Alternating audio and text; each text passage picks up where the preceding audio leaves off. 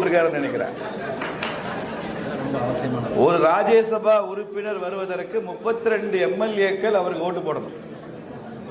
அதனால கோரிக்கை வைத்த சந்திரசேகருக்கு நான் உறுதிமொழி தருகிறேன். என்னைக்கு தமிழ்நாட்டில் முத்திரையர் சமுதாயம் பிஜேபிக்கு 32 எம்எல்ஏ கொடுங்க, நிச்சயம் அண்ணன் பரதனை மத்திய அமைச்சராக.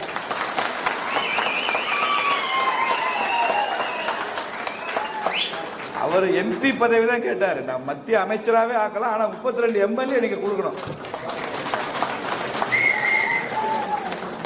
போற்றுதலுக்கும் மரியாதைக்கும் உரிய சமூக வாழ்வுக்கென்றே தன்னை அர்ப்பணித்துக் கொண்ட ஐயா ஆர்வி அவர்கள் தலைமை ஏற்றிருக்கிற இந்த நிகழ்வில் கலந்து கொள்வதில் பெரும் மகிழ்ச்சி அடைகிறேன். ஐயாவுக்கு எனது வணக்கங்களை பாரதிய ஜனதா கட்சியின் சார்பாக எனது வணக்கங்களை அவருக்கு நான் தெரிவிக்கிறேன். தம்பி பரதன் அவர்கள் இங்க இருக்கிறார். ஒரு 4-5 ஆண்டுகளுக்கு முன்பாக ஒரு புத்தக வெளியீட்டு விழாவில் நானும் அவரும் சேர்ந்து பேசியிருக்கிறோம். அப்ப கூட அவர் நிறைய இவ்வளவு கோரிக்கை வைக்காட்டி கூட சில கோரிக்கைகள் வைத்தார். உரிமையாக சண்டை போடுகிற அளவுக்கு கோரிக்கை வச்சார். அப்ப ஏற்புரை வழங்கும் போது நான் சொன்னேன், என் பேர் ராமஸ்ரீனிவாசன், அவர் பரதன். இதிகாச காலத்திலிருந்தே பரதன் ராமனோட சண்டை போட்டுட்டு தான் இருந்தான், இப்ப அப்படிதான் சண்டை போட்டு. ஆனால் அது ஒரு ஒரு ஒரு கான்ஃபிளிக்ட் இல்லை, நேர்மறையான தேவையான கோரிக்கைகளை வேண்டி உரிமை முழக்கம். அதனால அப்படி துணிச்சலாக தன் கருத்துக்களை எந்த இடத்திலும் சொல்லுகிற அன்பு தம்பி பரதன் அவர்களே. நான் தமிழ்நாட்டில் நிறைய இது மாதிரி சமுதாய கூட்டங்களுக்கு போறேன். சமுதாய கூட்டம்னு சொன்னா ஜாதி கூட்டம்னு வச்சுக்கோங்க, ஜாதிகளை சமுதாய கூட்டம்னு சொல்லுவோம். பல இடங்களை நான் பார்த்திருந்தா நிறைய நரைத்த முடி அதிகமா இருக்கும், கருப்பு முடி குறைவா இருக்கும்.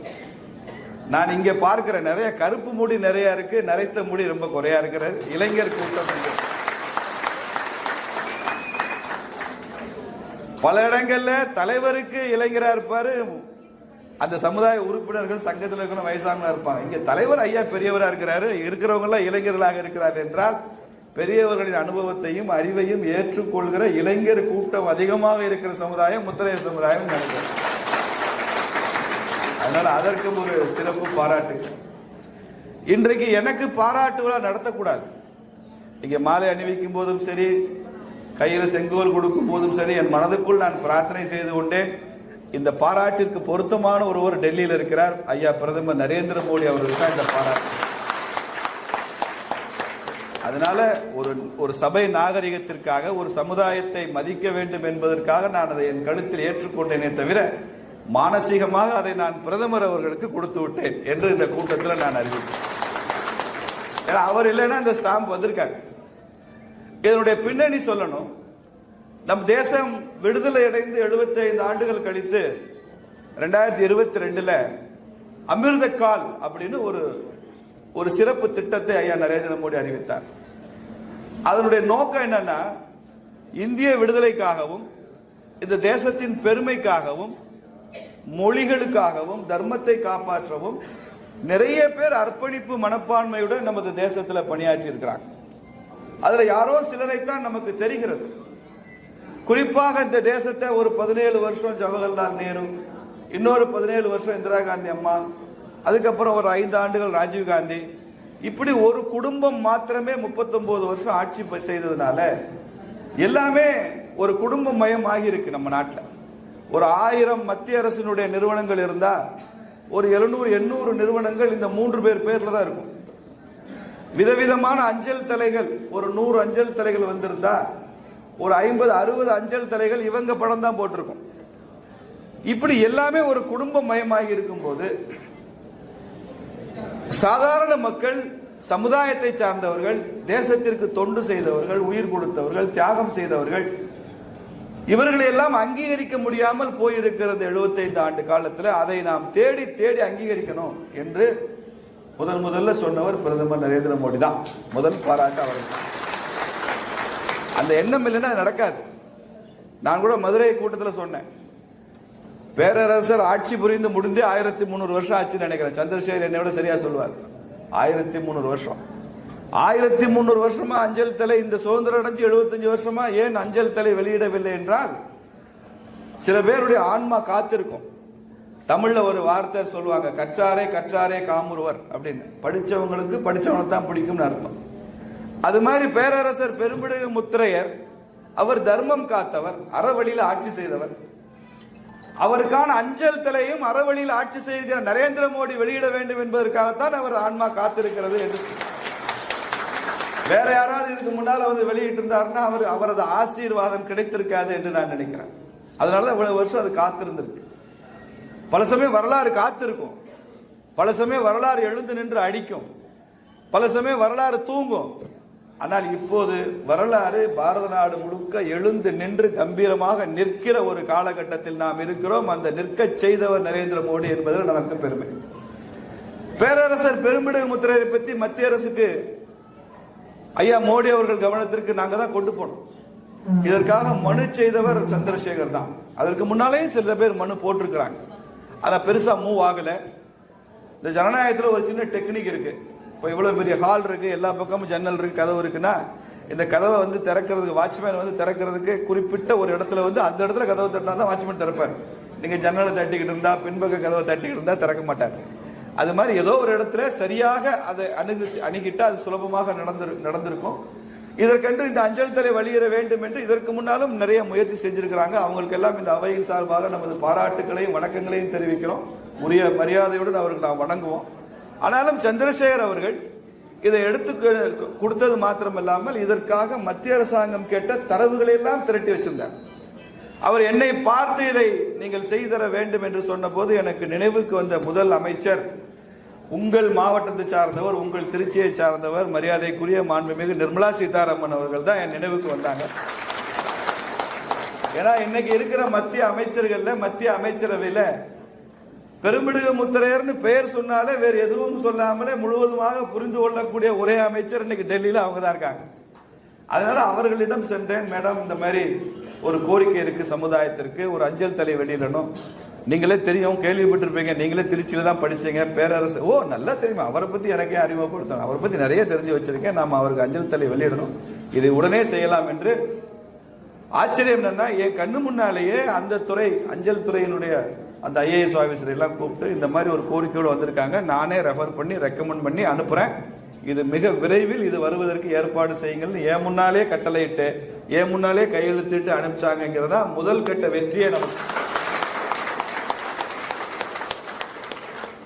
அதற்கப்புறம் அஞ்சல் துறை கேட்ட தரவுகள், அவ்வளவு சுலபமா ஒரு விஷயத்தை நடத்திட முடியாது அரசாங்கத்துல. நாம நினைச்சுட்டு இருக்கிறோம் அரசாங்கம்னா மினிஸ்டர் அப்படின்னு நினைக்கிறோம். அப்படி இல்ல. அரசாங்கம்னா அமைச்சர் இல்ல, அரசாங்கம்னா அதிகாரிகள் தான் அரசாங்கம்.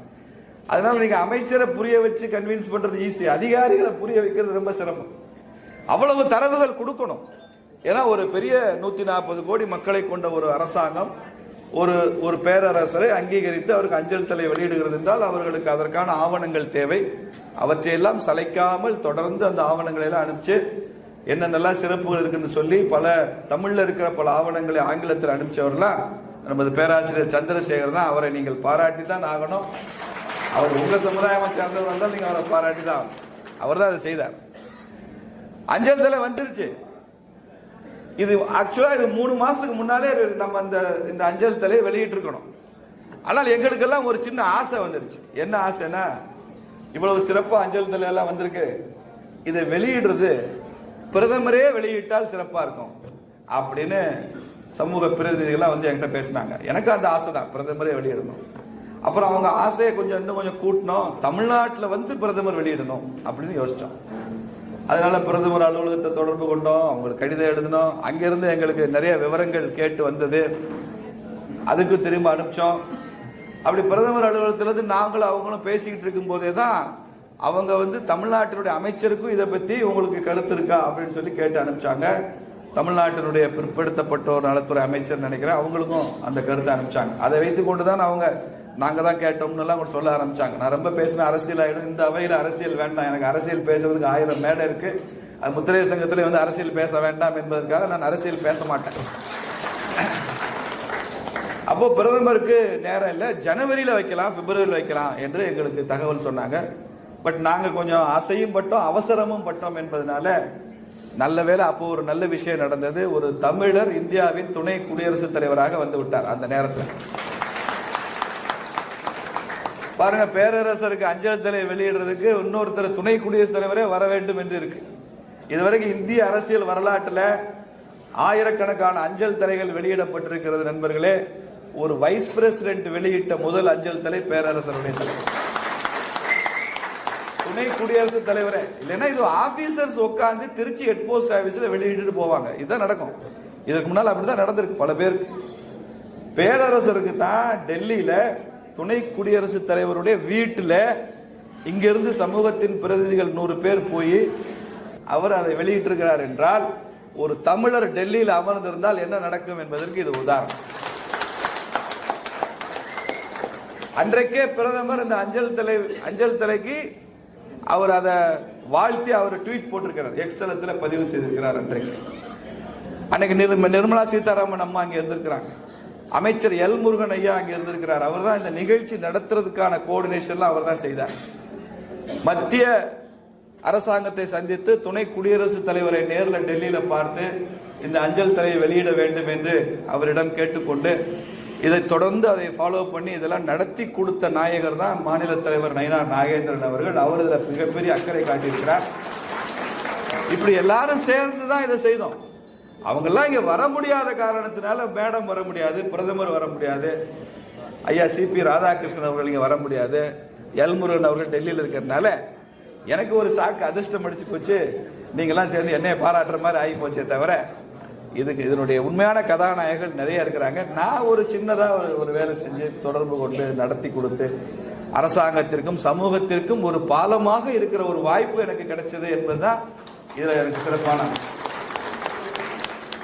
அப்படி தேடி தேடி கண்டுபிடிக்கிறதா இந்த அமிர்த கால்.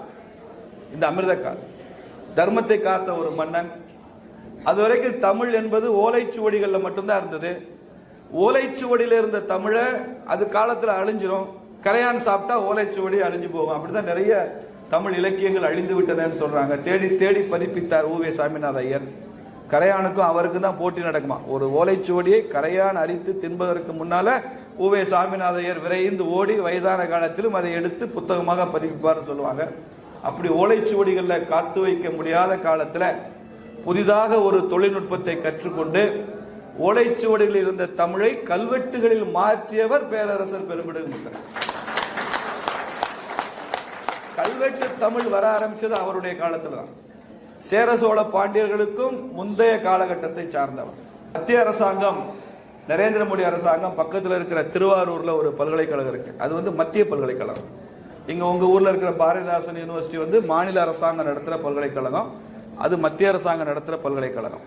மத்திய அரசாங்கம் நடத்துகிற ஐயா நரேந்திர மோடி தலைமையில் நடத்துகிற பல்கலைக்கழகம் திருவாரூர்ல மத்திய பல்கலைக்கழகத்தில் பேரரசர் பெரும்பிடுகு முத்திரையர் பேர்ல ஒரு ரிசர்ச் சென்டர் வச்சு நடத்திட்டு இருக்கு. 4 வருஷமா நடக்குது. என்டோமெண்ட் அண்ட் ரிசர்ச் சென்டர் நடந்து கொண்டிருக்கு. நீங்க இப்போ போய் பார்த்தீங்கன்னா திருவாரூர் யூனிவர்சிட்டியில உள்ள இருக்கும். அதை ஆரம்பிச்சு கொடுத்துக்கிறது மத்திய அரசாங்கம், நரேந்திர மோடி அரசாங்கம் செய்யுது. பாரதிதாசன் யூனிவர்சிட்டி அப்படி ஏதாவது இருக்கான்னா இல்ல இல்லையா. நான் இதை ஏன் சொல்ல வரேன்னா, இங்க இருந்து 3000 கிலோமீட்டர் தள்ளி இருக்கிற மத்திய அரசுக்கு அதனுடைய தலைவராக இருக்கிற ஐயா நரேந்திர மோடிக்கு இந்த முத்திரையர் சமுதாயத்தினுடைய பெருமை, பேரரசரின் பெருமை மிக நன்றாக தெரிகிறது. அதற்குரிய அங்கீகாரத்தை கொடுக்க வேண்டும் என்று நினைக்கிறார்.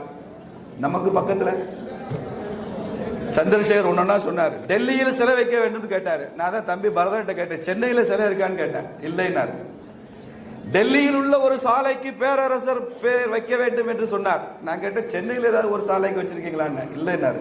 திருச்சியிலையாவது ஒரு சாலைக்கு பேரரசர் பெரும்பிடுகு முத்திரையர் வச்சிருக்கீங்களான்னு கேட்டாரு. இல்லைன்னு சொன்னார். புரியுதா உங்களுக்கு? வித்தியாசம் தெரியறதுக்காக சொல்றேன், யாரையும் குறை சொல்றதுக்காக சொல்றேன். அப்போ நமக்கான அங்கீகாரத்தை முதலில் நமக்கு பக்கத்தில் இருப்பவர்கள், நமது வாக்குகளை பெற்று ஆட்சியில் இருப்பவர்கள், நாம் இல்லை என்றால் அவர்கள் ஆட்சியில் இருக்க முடியாது என்ற நிலையில் இருப்பவர்கள், அவங்களுக்கு நம்ம ஸ்ட்ரெங்த்தை புரிய வைக்கணும்ல, அதை செய்யணும்ல. அதனால சந்திரசேகர் அவர்களது கோரிக்கையை முழுவதுமாக நான் ஏற்கிறேன். நாடாளுமன்றத்தில் செலவு வைக்கணும்னார். அது ஒண்ணுதான் கொஞ்சம் சிரமம். ஏன்னா சட்ட விதிகளின்படி ஒருத்தர் நாடாளுமன்ற உறுப்பினராக இருந்தவர்கள் தான் நாடாளுமன்றத்தில் செலவு வைக்க முடியும். பேரரசர் இந்தியாவில் நாடாளுமன்றம் என்று ஒன்று வருவதற்கு முன்னதாகவே 1300 வருஷத்துக்கு முன்னால இருந்துட்டு போனவர். அதனால அவருக்கு வைக்கிறது சிரமம் இருக்குன்னு நான் நினைக்கிறேன். எனக்கு முழுசா தெரியல. பட் மற்றபடி டெல்லியில சிலை வைப்பதோ, டெல்லியில சாலைக்கு பேர் வைப்பதோ இதெல்லாம் சுலபமா தான் நடக்கும். அது நிச்சயம் கோரிக்கை பரிசீலிக்கப்படும், செய்யப்படும் என்ற உறுதிமொழியை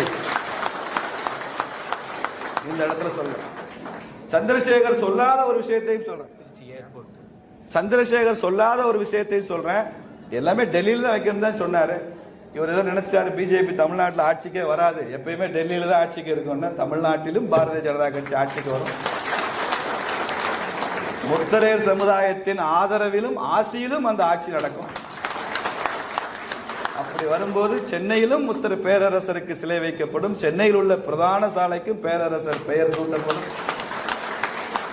இந்த திருச்சியில ஏதாவது நீங்கள் எதை ஒரு கௌரவமான சின்னம் என்று சொல்கிறீர்களோ, பெரிய மேம்பாலம் இருக்கு, பெரிய சாலை இருக்குன்னு நீங்க எதை பெருசா நினைக்கிறீங்களோ, எனக்கு திருச்சியை பற்றி தெரியாதனால அந்த இடத்திற்கும் பேரரசர் பெரும்பிடுகு முத்திரை பெயர் சூட்டி இந்த சமுதாயத்தை அங்கீகரிப்போம் என்று சொல்லி இந்த வாய்ப்புக்கு நன்றி கூறி விடைபெறுகிறேன். நன்றி, வணக்கம்.